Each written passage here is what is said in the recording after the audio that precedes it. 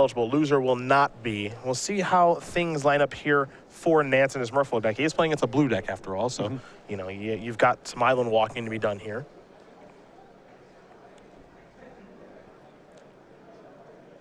Well, Curse Catcher is how we're going to start things up. This is another matchup where Harbinger of Tides could potentially be a big player. Can break up the Splinter Twin combo in a couple spots. Particularly good to do through Aether Vial. Very true. Very true. You can also pay the full amount. You know, once you're at 4 mana, they're at 4 mana. You might be at 4 mana, and you can just cast it like Fencer. Here comes Curse Catcher. 1 damage to be dealt.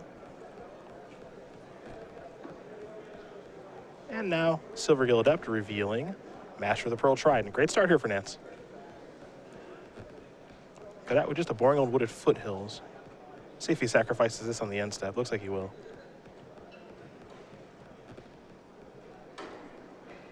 Pretty straightforward deck. Just going to play some creatures, make them bigger. A little bit of interaction. Maybe a counterspell or two. Yep. In the main deck here, only 2 copies of Spell Pierce and 2 copies of Dismember as spells that interact. Harbinger of Tides also counts in some spots. There's a Lightning Bolt to take care of the Silvergill Adept, but Curse Catcher will take care of that Lightning Bolt. So, Gaudet gonna draw a card. Clearly he's got more spells to cast if he wants to get that Curse Catcher out of the way. Sulfur falls past the turn back. Nance will untap and take a draw. Yeah, if he has something like Remand or Mana Leak, would make a lot of sense here. Cavern of Souls doesn't care about your counter magic, however. Gonna name Merfolk with that. Now there's Master. In we go.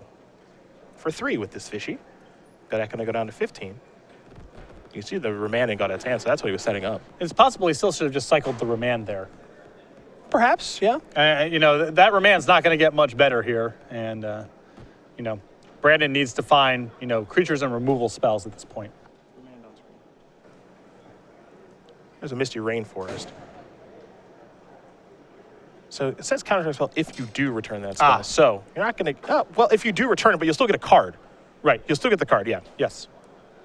So you do get to do a little weird cycling of Remand there. Here's a Spreading Seas. Yo.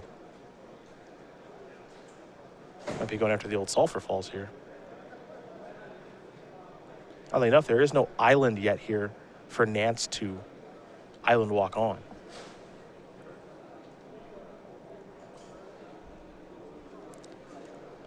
I mean, it really depends what Brandon is trying to set up here, but it feels like when you have Remand in your hand and you're under the gun a little bit, you kind of just have to cycle it for something else. Not getting any better. Yeah.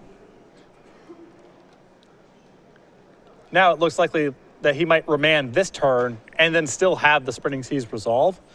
So in that sense, he would be behind a turn for the purposes of cycling towards something more productive. Gaudet with a basic forest.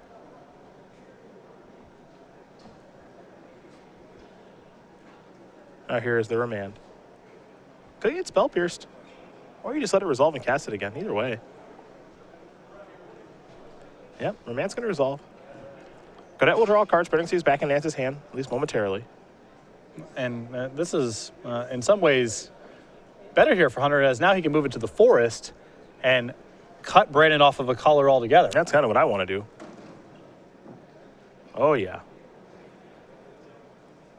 Now he gets to draw a card. It's got an island to walk over. You can comfortably pass the turn back. Gaudet without green mana. Oh, it looks like he just should draw a copy of Hinterland Harbor. But even a card like Tarmogoyf for Huntmaster of the Fells, not, I mean, it's fine, but not great. Yeah, it's the issue is that, you know, he's not able to block as long as this setup stays in play. And this is one of the strengths of Merfolk, is a lot of decks in Modern are good at cluttering up the ground and blocking quite a bit, and that strategy only gets you so far against Merfolk. Time to fire up the old Mutavault. Not quite a lethal attack just yet. This would be 8 points of damage if it all comes through. There's a Cryptic Command. That's a pretty juicy Spell Pierce target. And now suddenly castable. Very, very nice. Very nice of Hunter. However, he does have the Spell Pierce. Here's an attack for 8. Gaudet gonna get down to 1. you can see why this matchup is difficult for Team or Twin. Yep. And you know, when Twin gets in this spot where it's their whole turn to fend off an attack through something like Cryptic Command, Deceiver, Exarch, or Pestermite doesn't allow it to block effectively, they kind of just get locked up. You can't get out from jams like this. And that is going to do it.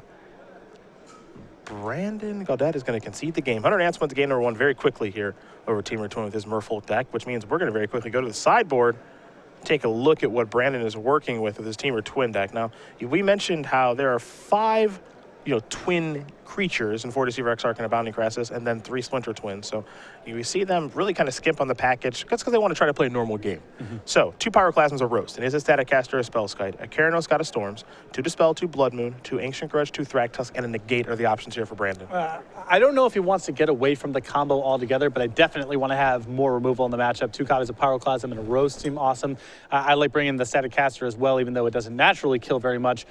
Still can be used alongside other things to add up to removal, and with 3 toughness, it can block a lot of 2/2s, assuming there's no Lord in play. I think the 2 copies of Thragtusk are fine in this matchup as well. What do we see here for Mr. Nance? A Dismember, 2 copies of Relic of Progenitus, 3 copies of Spellskite, a Hibernation, 3 copies of Tidebinder Mage, a Spell Pierce, 2 Dispel, 2 Unified Will. I think the counters are pretty solid in this matchup. The Dismember as well, and I could even see the 3 copies of Tidebinder Mage being an addition here, as Brandon did show green mana, and you can assume he has Tarmogoyf and possibly other threats. Alrighty, well, these players shuffle up here for game number 2. In the meantime, we'll talk about the Summer Creature Collection here with Star City Games. We've got playmats, we've got sleeves, we've got bundles of some of our game night favorites. Yeah, it's all available. The Summer Collection here, the Piglet, the Monkey, the Kraken, and Deathrite Salmon, available, as Cedric mentioned, on playmats, sleeves, and bundles. You can head over to starcitygames.com/creature collection to order your items today, or head over to our dealer booth at any Open or Grand Prix that we're vending at. We'll have the Autumn Collection for you guys soon enough. That'll involve our friend the Hippo. Get to see the full playmat art on that, so I'm pretty excited about that. But Hunter Nance is number 12 on our Season 3 leaderboard, a player who we do see quite a bit now, and he is climbing up the ranks pretty quickly. From Raleigh, North Carolina, 22 years old, 2 Open Series top 8s, computer science major at North Carolina State University. He doesn't like cats. He's obsessed with cats. Okay. I don't know if that's I don't know healthy. what makes someone a cat enthusiast versus what makes someone obsessed with cats. I don't know what the benchmarks are. I think we may have to ask him. Okay. And then only non-related Magic activity, he loves the video game. A lot of our players actually love video games. I mean, you get to scratch a lot of the same competitive itches. I mean, video games, sports, these are sports not necessarily associated with Magic players typically, but I think that most people who enjoy, competitive endeavors like Magic are going to find other associated things to be competitive about. Yeah. So we have a lot of former or current athletes, and then competitive video gaming, interest in things like League of Legends and StarCraft too. It permeates through a lot of our top players. Yeah, we do find that a lot. Just between video games, I know Tom Ross, Brad Nelson used to be a scratch golfer. So you do find sports or video games between the players. A lot of players majoring too in either computer science or mathematics. I found that to be a common bond among the players as well. Just something you notice when you learn more about these guys that we see on a consistent basis here on the Open Series. Very similar interests. If I were playing in this tournament this weekend, I think I would have sleeved up Merfolk. It looks pretty solid. Yeah. And, Spreading Seas is a very powerful card in Modern, and no deck makes better use of it than Merfolk. Capitalizes on mana stumbles. Island Walk's really powerful. It even has a small devotion flavoring in it. A little touch with Master A little Waves. touch. I love the use of Cavernous Souls here in this deck.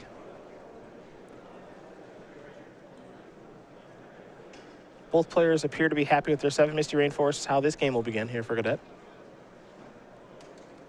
Nance with an island into a Relic of Progenitus. That'll slow down Tarmogoyf and Snapcaster Mage. Quick on the trigger with the Relic. Yep. No opportunity to respond to that with whatever it is that you would respond to Don't that even with. think about it. Don't even think about it. Not allowed. Not permitted. Breeding Pool, the weapon of choice there for Gaudet as he heads to his second turn.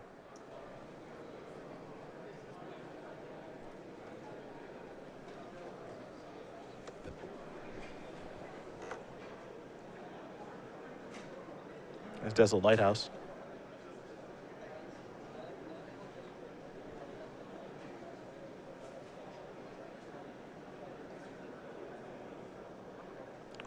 Tarmogoyf. Pretty poor against Relic, as we know. There's a Silver Gaudet revealing Merfolk Reejery. Nance will draw.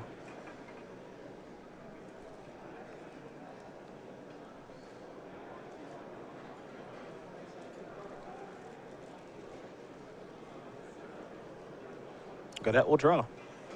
Third turn of the game.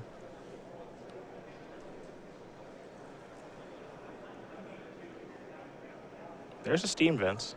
That'll enter the battlefield untapped. It appears. Brandon a little unsure of himself right now. Your event is ready to start. Players in command at pod number 3. It's hard, you know, the Teamer Twin deck, it positions itself as a combo deck in some matchups and kind of as a board control deck in others. And it feels like both of those positions are hard for Brandon to take in the matchup thus far. The combo's been hard to execute in the face of some counter spells and some bounce, some removal. And the control game involves a lot of blocking, and Brandon hasn't been able to do much of that either.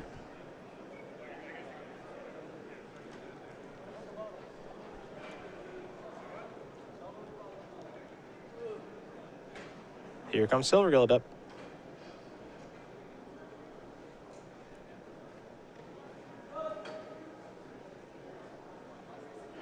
Here's a Curse Catcher.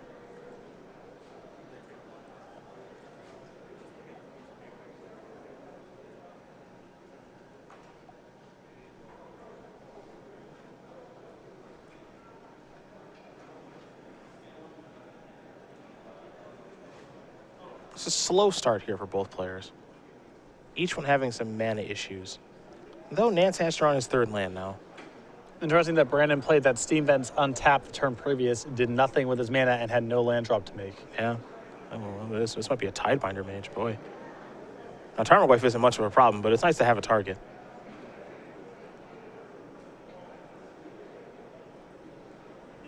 And Brandon's got to start doing something, because the clock here is pretty healthy from Hunter. And with the way the Merfolk deck plays, you just can't afford to be burning off these turns, because Hunter is going to be very disruptive to you when you decide to make a move here that's significant because of counter spells, bounce spells, lords, island walk, all that stuff. There's a Dispel.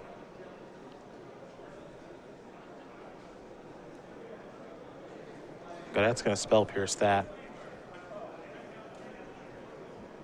So Tidebinder Mage is going to bite the dust. Well, that doesn't mean Tarmogoyf untaps.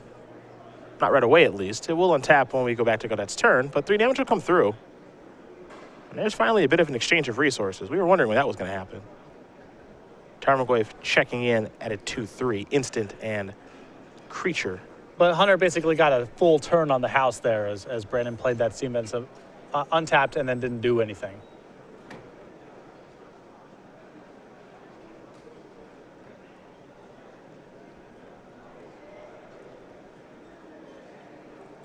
Gaudet looks like he's going to start off with Serum Visions. This will allow him to draw a card. Players in the standard Premier IQ, that is time in the round. Active player is turn 0. You have 5 additional turns.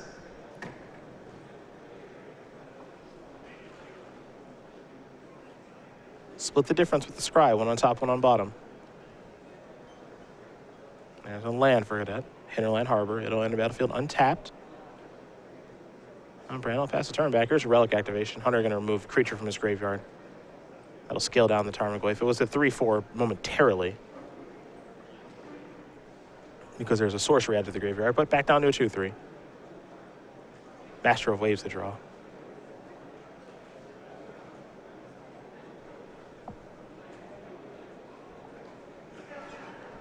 Now the question is, how does Nance get through this Tarmogoyf? It is an annoying card for Merfolk to play against. I mean, he can always bust the Relic. Yeah. That's always a way to start things off.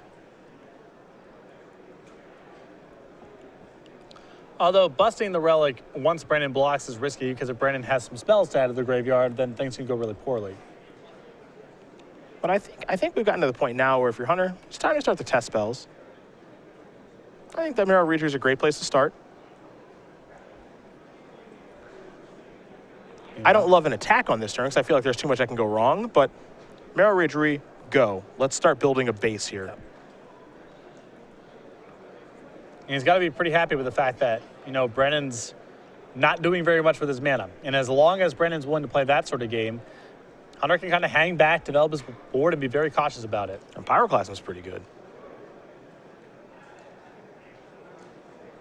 Curse Catcher will make him pay one more, but Pyroclasm's going to sweep some things away now. So Silverfield Up and Mirror Reader are going to bite the dust. There's a creature in the graveyard for Tarmogoyf now. So we're at creature, land, and instant. Excuse me, creature, instant, and sorcery. No land just yet. Here's an attack for 3. Relic will active. But it won't change the power and toughness of Tarmogoyf. So there goes the Spell Pierce. Now we'll go back to Nance. He's got to rebuild. Now you get a sense of why Brandon was kind of hanging back there, not doing much with his mana. He was trying to just get a good Pyroclasm off. He was able to accomplish that.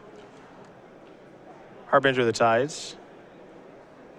That'll bounce Tarmogoyf. Have to force Nance to redeploy. Pretty powerful stuff there. Mm-hmm. I know you're a big fan of this card. Yep. I mean, it fits into this deck so naturally.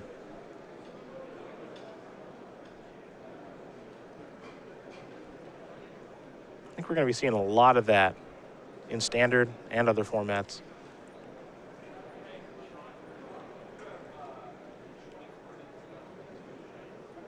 Here's Tarmogoyf again.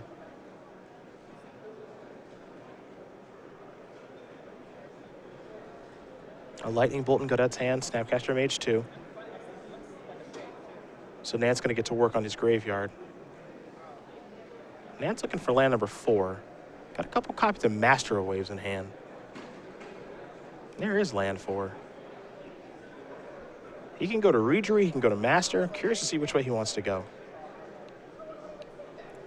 There's also the issue of how much does he keep up appearances. I mean, he's tapped out here for in a couple spots. Brandon could have just killed him with the combo. He's been missing double red, and Hunter has to cast the spells and install on land, so there's some incentive for him to be a little aggressive about it. But Hunter is also playing a pretty dangerous game right here because he could die at a moment's notice, especially now with Brandon having access to a second red mana.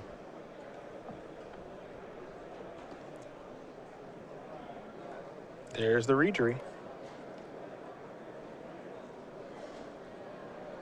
Gaudet going to sacrifice Misty Rainforest. That's that second source of red mana you mentioned. Can search up a Steam Vents with that. Tarmogoyf's going to grow now that there's finally a land in the graveyard.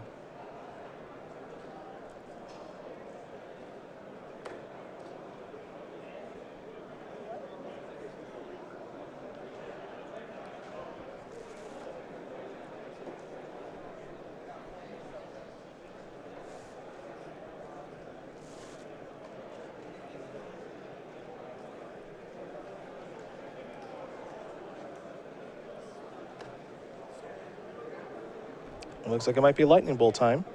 And I'm not a big fan of the sequence here by Brandon because of Spell Pierce. I would prefer for him to bolt first.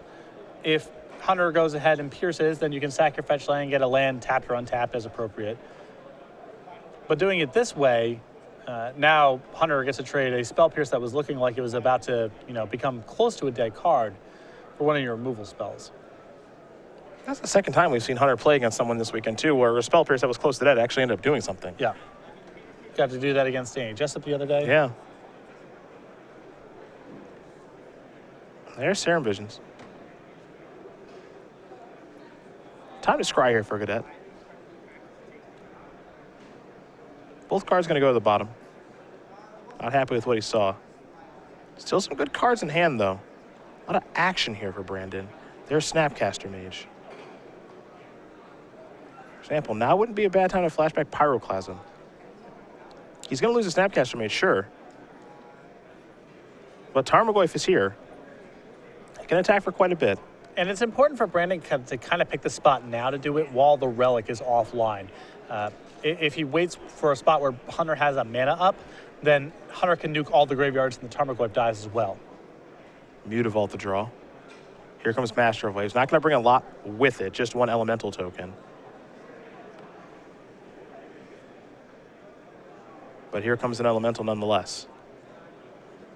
Gaudet wants to take a look. It's been a little while since I've seen Master. Don't see it in Standard anymore. But it does see play here in Merfolk, bringing along an elemental with it. And this is a good threat against Temur Twin. Most of their removal is red-based damage. Pyroclasm, Lightning Bolt, Fork Bolt, all that jazz.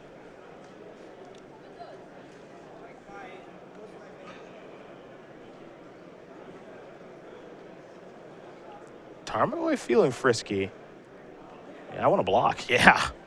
Oh, yeah. I'm totally into this block. We're cracking that relic on end step. Yeah, and I love Hunter's patience here. He's not trying to blow him out inside of combat because the attack implies Brandon's got some trick up his sleeve. Doing it this way means he definitely is going to get the Goyf. Yeah. And the Elemental's a low cost to pay to be ensured that that happens. There's a Huntmaster of the Fells. It's going to resolve. Wolf token. 2 life coming. And now it's going to crack that relic. See you later, Tarmo.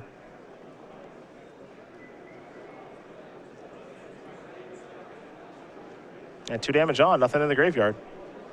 That's that interaction. Go back to Nance.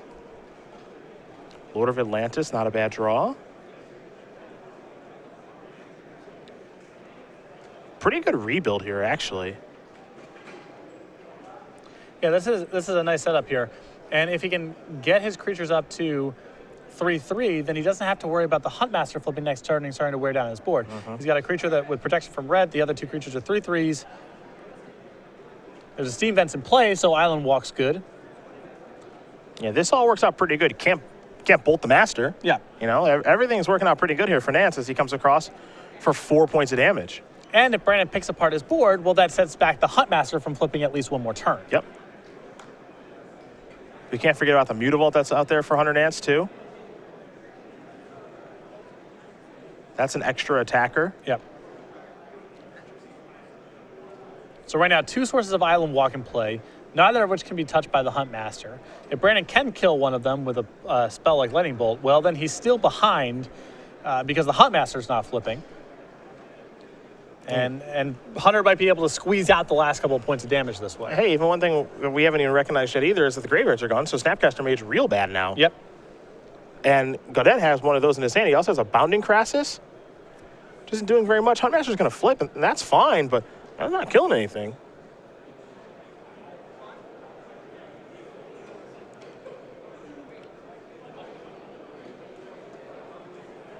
I think, yeah, Brandon's coming to that realization, too, of, well, this is flipping. Well, you can't shoot Master of Waves. I can promise you that much. That one's pro-red. I mean, Brandon can try to do a little song and dance here of trying to cast 2 spells this turn to get it back over and so on and so forth. But, you know, he's only gaining 2 life in those sequences. He's not impacting the board. He's not putting himself in a position to block. And it's not really a path for anything. At this point, I feel like Brandon's just got to rip off the combo. That's his way to get out. Well, here's another Master of Waves from Hunter. And this one's no joke. Players in the Standard Premier IQ. This also puts another point of power on the Mutavault. Yep. It is both a Merfolk and an Elemental, along with everything else. So it's 6 power right now. And it has Island Walk. I mean, Splinter Twin can still steal this game. If he's got a way to tap something here. He's got a Crassus and Exarch in hand. Right. No, he needs to tap something. All right, slow down that. Does slowing down the Mutavault even do anything? I think there's still 9 coming across. I think he needs too. 2 things.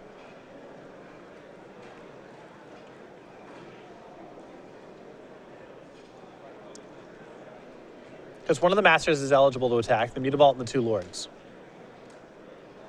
Yeah, Master right now. Any 3 of them big, is lethal. Yep. Any 3 of them is lethal. You see Brandon, the biggest creature is the Mutavault, so that's the easiest one to tap down. Because it's getting bonuses all over the place. And this just might be Xaxes.